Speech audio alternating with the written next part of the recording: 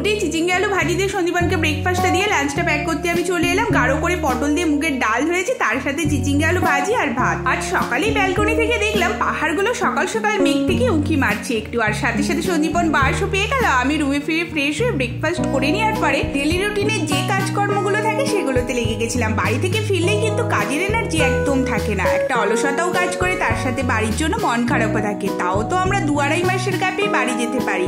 অনেকেই এত দূরে থাকেন, অনেক দিন ছাড়া ছাড়া বাড়ি যায়, সেটা ভাবলে নিজেকে বেশ লাকি মনে হয়। দুপুরের পর দেখলাম ওয়েদার বেশ কেটে গেছে, রোদের দেখা মিলেছে, তাই আজকে বিকালবেলা একটুখানি বেরোলাম। দেখো 5:41, কত সুন্দর লাগছে আকাশটাকে।